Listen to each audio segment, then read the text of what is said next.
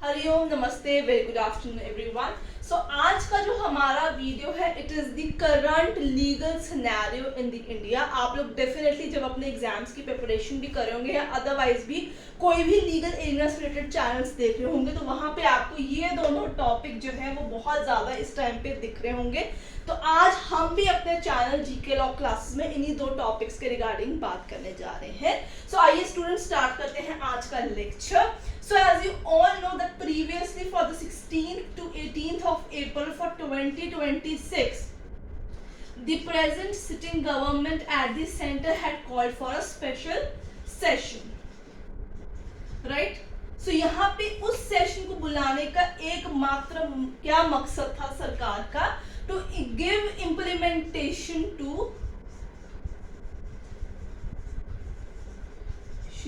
of नारी शक्ति बंधन अधिनियम एंड डीलिमिटेशन जो आपका प्रोसेस था उसको स्ट्रीमलाइन वहां पे करना था टू इंक्रीज दी सीट्स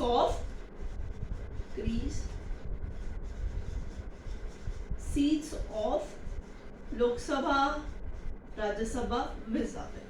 सो अब यहाँ पे बात क्या हुई है, हम स्टार्टिंग से स्टार्ट को समझने की कोशिश करेंगे अपने आज के इस वीडियो के अंदर।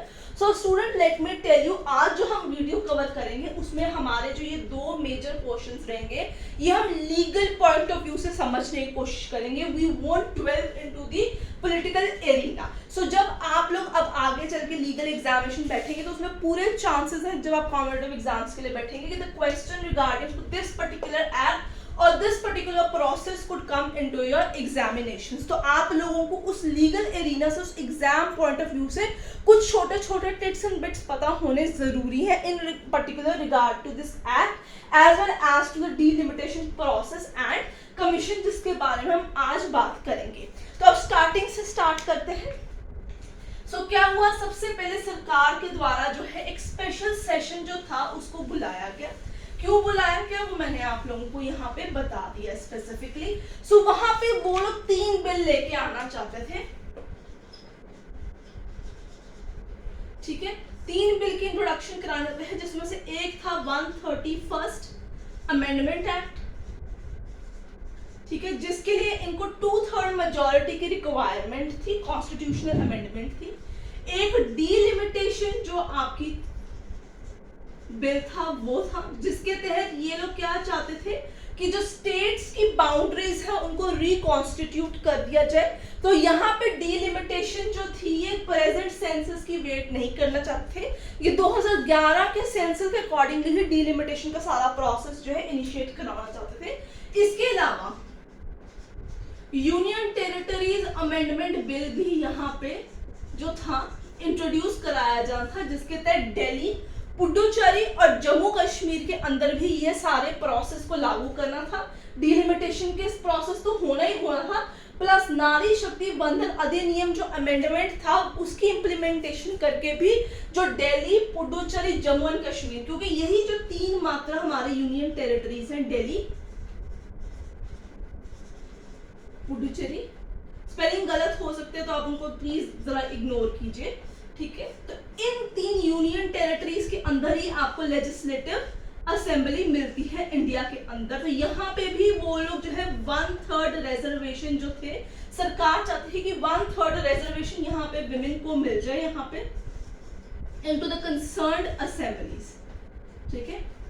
तो ये 3 बिल लेके आई सरकार। Now the thing here is आज 20th April है डेफिनेटली, और अभी तक आप लोगों को न्यूज से पता भी चल गया होगा that particular bill of 131 amendment act had been foiled in लोक सभा, यानी कि उनको 2/3 बहुमत नहीं मिली सरकार को क्योंकि एक कॉन्स्टिट्यूशनल अमेंडमेंट थी।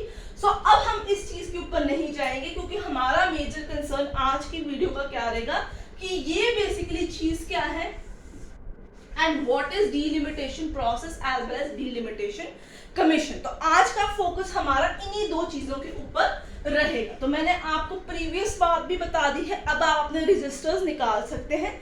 अब हम इसके अंदर डिस्कस करने जा रहे हैं आज व्हाट इज नारी Shakti Vandan Adhiniyam as well as what is delimitation process and commission. Right students, तो आइए स्टार्ट करते हैं। सबसे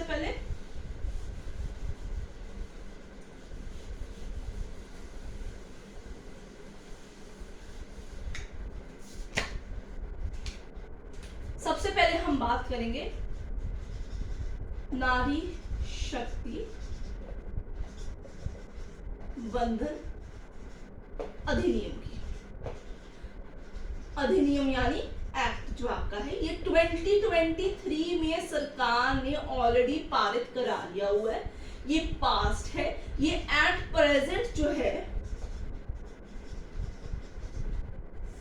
आपका 106th अमेंडमेंट एक्ट जो है, ये इस टाइम पे इस नाम से जाना जाता है। तो जब आप की कॉन्स्टिट्यूशनल अमेंडमेंट्स पढ़ते हैं तो उसमें ये भी एक इम्पॉर्टेंट एरिना अब आपके साथ जुड़ जाएगा। जैसे आपकी 42nd, 44th, 101, 99, 86 हो गई, 72, 73rd, 1st, 7th, ये सारी इंपॉर्टेंट कॉन्स्टिट्यूशनल अमेंडमेंट्स है। उसी के तरीके से आपकी अब ये 106 अमेंडमेंट एक्ट भी होगी। अब आप लोगों को क्वेश्चन आएगा, फिर सरकार ने 131st अमेंडमेंट बिल जो है ये क्यों रीइंट्रोड्यूस कराया? So basically for introducing this 131st जो लेके आना चाहते थे सरकार, उसमें सरकार जो थी सीट्स इंक्रीज करना चाहते थे।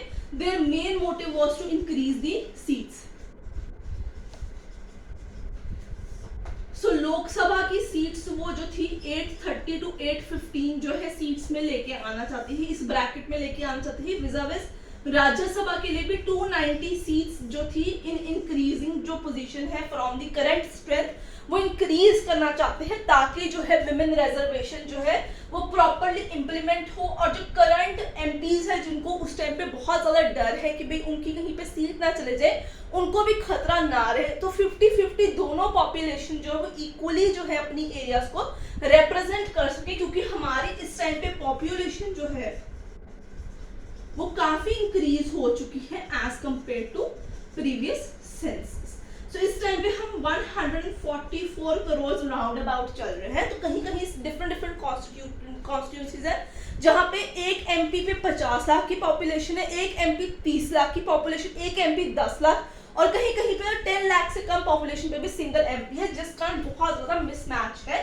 तो सरकार चाहती है कि सीट्स इंक्रीज हो जाए ताकि जो इतने मिसमैच पॉपुलेशन है उनको proper representation via member parliament in Lok Sabha and Rajya Sabha मिल सके।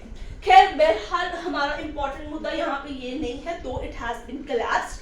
एंड अगर आप कॉन्स्टिट्यूशन अमेंडमेंट यानी आर्टिकल नंबर 368 के बारे में जानना चाहते हैं तो उसकी वीडियो आप हमारी कॉन्स्टिट्यूशन से रिलेटेड प्लेलिस्ट में जाके देख सकते हैं, वहां पे उसके ऊपर वीडियो है। तो आप वहां से जाके उसके नोट्स जो है पेन डाउन कर सकते हैं, जिसमें इंपॉर्टेंट क्वेश्चंस रिगार्डिंग आर्टिकल 368 जो है पार्ट 20 जो है मैंने वहां पे दिया हुआ है।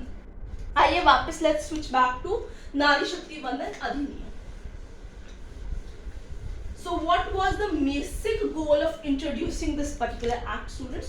Basic goal क्या था? To give equal representation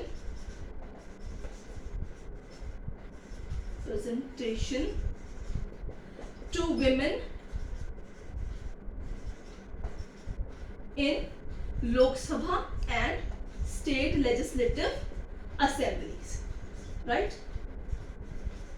सो पंचायत के अंदर तो ऑलरेडी विमेन्स के लिए बहुत सारी सीट्स जो है हमारी ऑलरेडी रिजर्व्ड रहती हैं। वहां पे भी रिजर्वेशन रोटेशन वाइज होता है। रोटेशन का मतलब आप लोग समझते होंगे कि अगर एक जैसे आप समझ लीजिए एक डिस्ट्रिक्ट है हमारा, हम स्टेट लेजिस्लेटिव असेंबली के हिसाब से समझते हैं। एक डिस्ट्रिक्ट है 5 जोन्स में डिवाइड है, north, south, east, west and central. तो अगर एक बारी नॉर्थ की सीट को रिजर्व किया गया फॉर द 5 इयर्स, तो नेक्स्ट टाइम नॉर्थ की ही नहीं रहेगी। नेक्स्ट जब 5 इयर्स बाद चुनाव आएंगे, हो सकता है सेंट्रल, साउथ या ईस्ट एंड वेस्ट जो भी टर्म उन्होंने डिसाइड की होगी उस अकॉर्डिंगली वो दूसरी सीट जो है हमारा रिजर्व हो जाएगी और नॉर्थ की सीट वापस जनरल में जो है कैलकुलेट हो जाएगी। सो यहाँ पे भी नारी शक्ति वंदन अधिनियम के तहत सरकार चाहती है for equal representation of women in Lok Sabha as member parliament and in state legislative assembly as an MLAs, और उसके लिए इक्वल रिप्रेजेंटेशन के लिए सरकार ने इस पर्टिकुलर एक्ट के तहत 1/3 रिजर्वेशन जो है उसकी अनाउंसमेंट की है। राइट स्टूडेंट्स, इसके अलावा जो SC और ST के लिए सीट्स रिजर्व्ड हैं वो अपने डिफरेंट कैलकुलेशंस पे चलेंगी। सो अगर हमें SC एंड ST सीट्स में विमेन को रिजर्वेशन देनी है which belong to again schedule caste and schedule tribe, तो वो इनके अंदर से 1/3 सीट्स जो है यहाँ पे आपके पास आएंगी। सो अगर she belongs to an SC और ST कैटेगरी तो उसकी 1/3 राखवी जो सीट्स होंगी, रिजर्व सीट्स होंगी, वो इस पर्टिकुलर कोटे से रिजर्व होंगी जो कि concerned number of the legislative assembly या लोकसभा के अंदर होंगे। राइट स्टूडेंट्स, तो यहाँ पे मैंने आप लोगों को बताया कि ये रोटेशन वाइज जो है यहाँ पे ये पर्टिकुलर आपका कंसर्न नारी शक्ति वंदन अधिनियम इंट्रोड्यूस कराया गया है।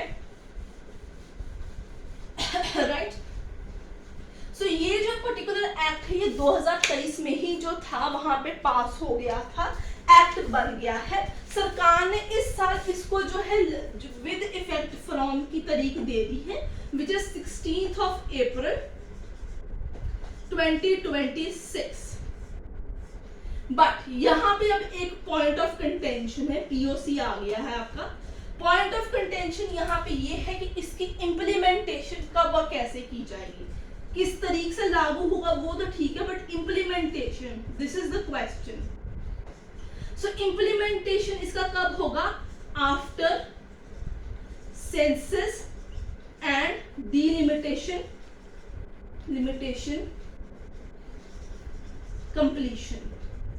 सो जब भी हर 10 साल बाद हमारे यहाँ पे सेंसस जो है वो कंप्लीट होती है, उसके बाद क्या होती है, डीलिमिटेशन कमीशन का गठन किया जाता है, जिसका मेन काम होता है हर टेरिटरीज के अंदर जाके विजिट करना और फिर टेरिटोरियल बाउंड्रीज को रीएडजस्ट करना।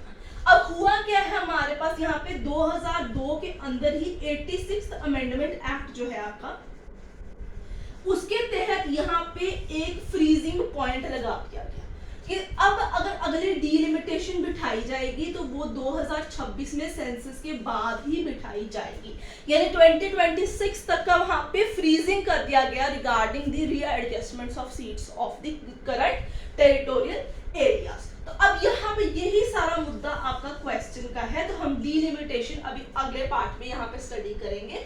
तो अब हम आगे चलेंगे, कुछ पर्टिकुलर आर्टिकल्स को इंसर्ट किया गया और कुछ की अमेंडमेंट इंट्रोड्यूस कराई गई वाया दिस नारी शक्ति वंदन अधिनियम। सो कौन से आर्टिकल्स हैं उन पे नजर घुमा लेते हैं क्योंकि बहुत इंपॉर्टेंट है, आपको ये पता होना चाहिए, आपसे पूछे जा सकते हैं एग्जाम के अंदर कौन से नए articles via this particular 106 amendment act जो है सरकार ने इंसर्ट किए हैं। राइट, सबसे पहले एक आर्टिकल अमेंड होगा article number 239AA, that is in regard to NCT Delhi. ठीक है, वहां पे for 1/3 reservation in Delhi legislative assembly सरकार ने नोटिफाई किया है आज ही प्रेजेंट 1-2 दिन में regarding Puducherry and Jammu and Kashmir. तो वो आपको कंसर्न जो है सरकार का जो प्रॉपर स्टेटमेंट आएगा उसमें आपको उस आर्टिकल के रिगार्डिंग इंफॉर्मेशन मिल जाएगी। अब इंसर्ट कौन से किए गए हैं? राइट, सो इंसर्ट यहाँ पे कौन से आर्टिकल किए गए हैं? सबसे पहले है आर्टिकल नंबर 330A। पहला ये आर्टिकल है 1/3 जो सीट्स रिजर्वेशन होंगी in Lok Sabha including the schedule caste schedule tribe seats. Next article है 332A। ठीक है, 1/3 रिजर्वेशन होगी स्टेट लेजिस्लेटिव असेंबलीज के अंदर।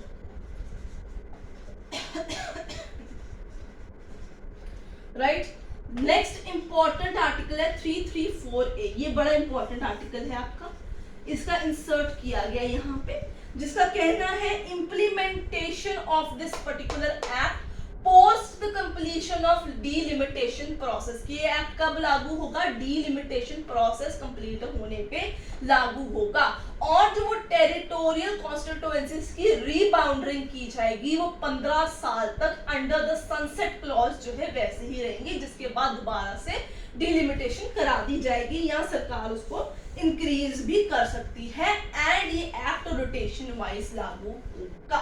So students, this is one of the thing from today's video in regard to the reservation for houses in Lok Sabha as well as in State Legislative Assembly. अब हमारा important अगला topic जो आता है, again बार बार जिसका जिक्र जो है मैं कर रही हूँ काफी देर से, that is delimitation process and commission. So अब हुआ क्या है कि सरकार ने जब स्पेशल सेशन अनाउंस किया है, right, though the bill had been fold, again हमें पॉलिटिकल एरिया में नहीं जाना, हमें लीगल एरिना में ही फोकस करना है कि what are the particular act, कौन सा आर्टिकल है, कौन सी अमेंडमेंट है, वो कहना क्या चाहता है. हमारा बेसिक मोटिव वीडियो के अंदर यही है और यही आप लोगों को आगे सीखना भी है. अगर आप चाहते हैं कि भाई सरकार ने ठीक किया कि गलत किया, ये किया कि वो किया, उस सब की थिंकिंग आपको खुद करनी है after going through my all the video. और फिर आप लोग जो है अपने व्यूज जो है डेफिनेटली बनाइए, बिकॉज आधी बातों पे व्यूज नहीं बन पाते हैं. तो आप आराम से वीडियो को स्टडी करके समझ के उसके बाद ही अपने व्यूज को जो है यहाँ पे बनाइए. राइट, स्पेशल सेशन में अब सरकार ने व्हिप जारी की थी, which was a 3-line whip by the sitting government in the Lok Sabha. जो आपकी इस टाइम पे प्रेजेंट भारतीय जनता पार्टी और डिफरेंट पॉलिटिकल पार्टीज ने भी व्हिप जारी की थी. So what is a particular whip, इसके ऊपर जो है मैंने एक शॉर्ट शेयर किया हुआ है एट प्रेजेंट. आप उसे जाके डेफिनेटली हमारे चैनल जीके लॉ क्लासेस पे चेकआउट कर सकते हैं. जिसने अभी तक हमारे चैनल जीके लॉ क्लासेस को सब्सक्राइब नहीं किया, फटाफट से कर सकते हैं. If you have any doubt आप कमेंट सेक्शन में डेफिनेटली हमें मेंशन कर सकते हैं. Will be happy to help you out there. अब चलते हैं आगे. सो अब हम बात करेंगे इस चीज की, भाई जो बहुत मुद्दा गरमाया हुआ है, तो इसके बारे में हम जान लेते हैं थोड़ा सा. What is a delimitation, what is a delimitation commission. तो ये सारे इंपॉर्टेंट पॉइंट्स यहाँ पे रहते हैं, तो आइए समझते हैं. हाँ जी, सो डिलिमिटेशन का सबसे पहले आपको मीनिंग पता होना चाहिए. ठीक है, तो मीनिंग क्या होता है? मीनिंग होता है टेरिटोरियल कॉन्स्टिट्यूएंसी बाउंड्रीज को रीडिफाइन करना. Redefine territorial, right, constituencies boundaries according to population, boundaries according to population. ठीक है, सो जैसे पॉपुलेशन में चेंजेस होंगे उस हिसाब से कि जहां ज्यादा आबादी हो उस हिसाब से उसकी रिप्रेजेंटेशन भी ज्यादा हो जानी चाहिए. अगर हम इंडिया का कंसर्न देखते हैं, तो जब हम डिलिमिटेशन की बात करते हैं तो इसके लिए एक पर्टिकुलर कमीशन का गठन किया जाता है, जिसे हम डिलिमिटेशन कमीशन के नाम से जानते हैं. आई होप स्टूडेंट्स आप लोगों को ये वीडियो पसंद आ रही होगी. डेफिनेटली आप कमेंट सेक्शन में मेंशन कर सकते हैं. अब हम चलते हैं डिलिमिटेशन कमीशन की तरफ. राइट, सो सेंसस क्या है? अगर हम सेंसस की भी बात कर ले यहाँ पे, जैसे मैंने व्हिप का बताया, तो सेंसस के रिगार्डिंग, व्हिप के रिगार्डिंग आप लोगों को शॉर्ट हमारे चैनल जीके लॉ क्लासेस पे मिल जाएगा. डेफिनेटली इन दोनों शॉर्ट्स को जाके चेकआउट कीजिए, इन्हें भी पेन डाउन कीजिए. ये भी इंपॉर्टेंट एसेंशियल पॉइंट है from regard your particular GK perspective या आप लीगल एरिना के पर्सपेक्टिव से कि व्हिप क्या होता है ये भी जान लेना जरूरी है. इसके टाइप्स भी आप लोगों को पता होने चाहिए. अब हम बात करेंगे इसके आर्टिकल्स के रिगार्डिंग. जब हम डिलिमिटेशन की बात करते हैं, सबसे पहले आर्टिकल आता है 82. 82 बात करता क्या है कि इट मैंडेट्स द पार्लियामेंट की वो डिलिमिटेशन एक्ट करके एक पर्टिकुलर प्रस्ताव निकाले जो सेंसस के बाद किया जाए, जिसके तहत डिलिमिटेशन कमीशन का गठन किया जाए और वो टेरिटोरियल कॉन्स्टिट्यूएंसीज बाउंड्रीज को रीएडजस्ट करे. राइट, तो अब तक टिल नाउ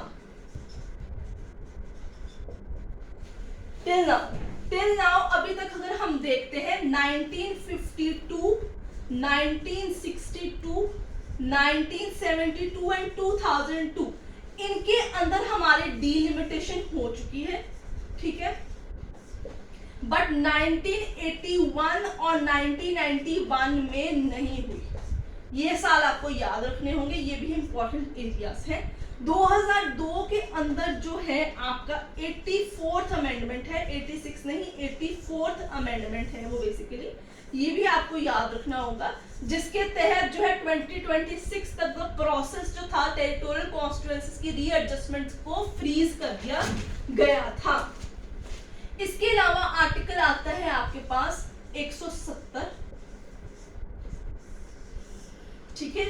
इसमें बात करते हैं कि स्टेट असेंबलीज की भी डिवीजन जो है टेरिटोरियल कॉन्स्टिट्यूएंसीज की वो डीलिमिटेशन कमीशन ही कंडक्ट कराएगा। सो स्टेट के लिए और लोकसभा के चुनावों के लिए डीलिमिटेशन जो है टेरिटोरियल कॉन्स्टिट्यूएंसीज की रीएडजस्टमेंट डीलिमिटेशन कमीशन करता है। अब आइए फटाफट से डीलिमिटेशन कमीशन को भी समझ लेते हैं, आज की वीडियो को जो है हम लोग यहाँ पे ही वाइंड अप कर देते हैं। सो आई होप आप लोगों को आज का जो ये वीडियो है ये पसंद आ रहा होगा। आ रहा है तो लाइक शेयर डेफिनेटली कीजिए, जिसने चैनल को सब्सक्राइब नहीं किया आज ही कर दीजिए।